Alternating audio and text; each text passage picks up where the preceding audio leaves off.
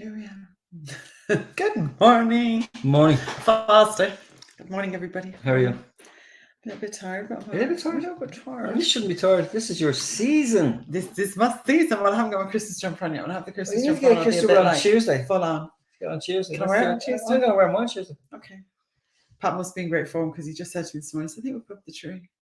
I'd have my tree up a month ago if I was allowed. This is the season.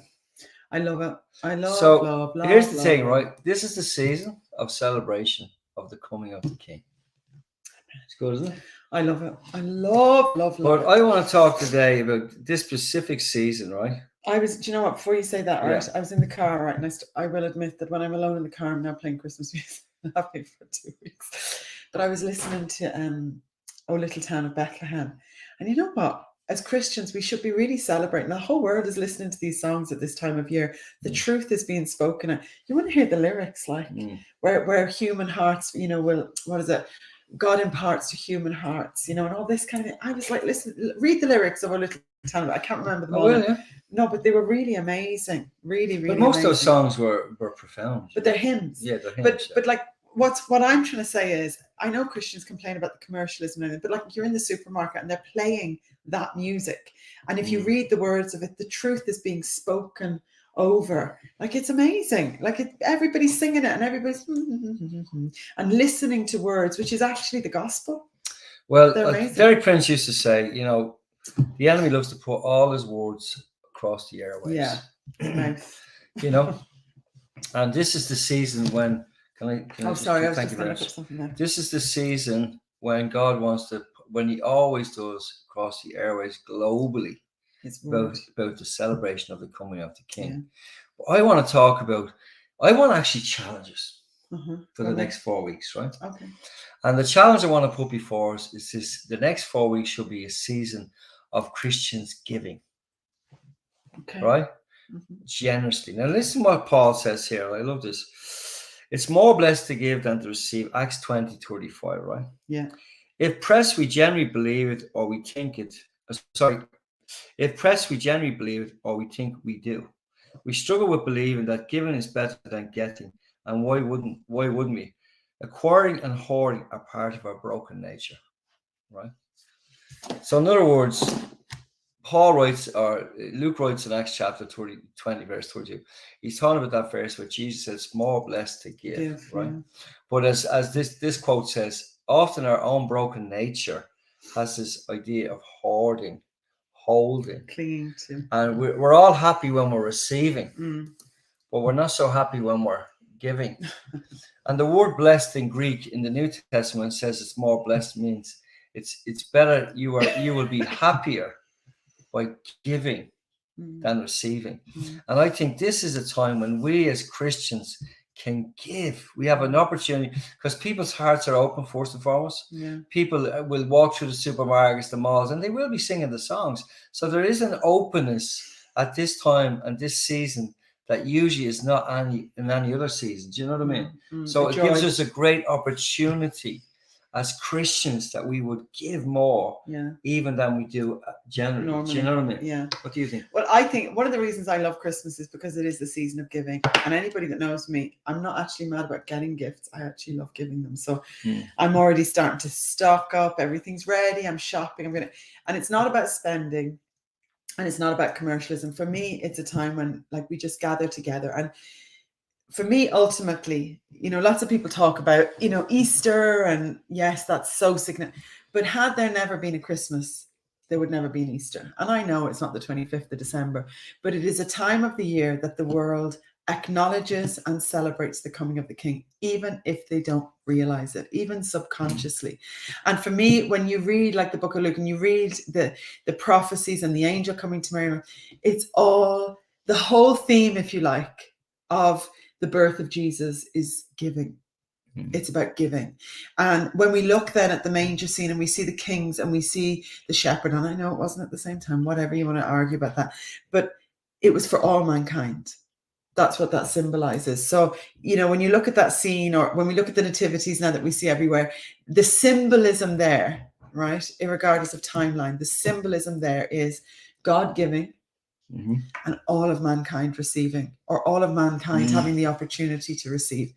And let me say this, I love, love, love Christmas, because it's a time when my family, my church, my extended church family on here, we all stop.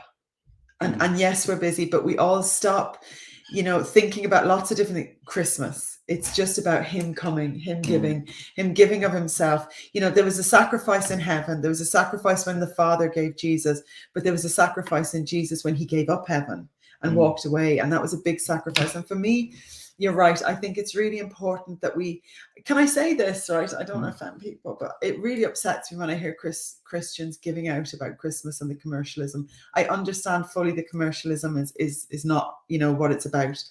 But, let me say it's about so much more than that. It's a celebration, and lights will be put in houses that symbolize the light.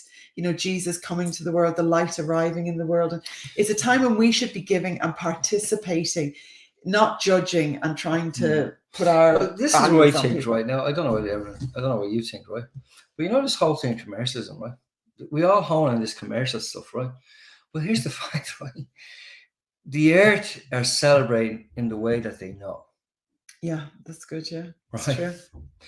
So someone knocking on someone's door, giving them a gift, can change the atmosphere of that home. Yeah, that's right. Now, can I just say this, right? We've all been through a difficult season between COVID, Ukraine war, famine in certain parts of the world, all these things that are tragically happening around the globe, right? We shouldn't hone in the fact of what's happening. We should hone the fact of what happened. What Jesus did, right? And this is why I believe this, right? When Mary heard those wonderful words from the angel, she embraced the word and allowed herself to receive from heaven that she would give to the earth, right? If she had stopped at that moment and said no or whatever, hesitate, whatever, but she embraced it. She embraced the word, and that's what I feel. This is what I really feel.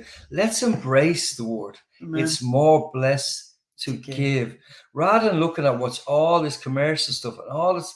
Listen, that's the only way the world knows how to celebrate. At least they're celebrating.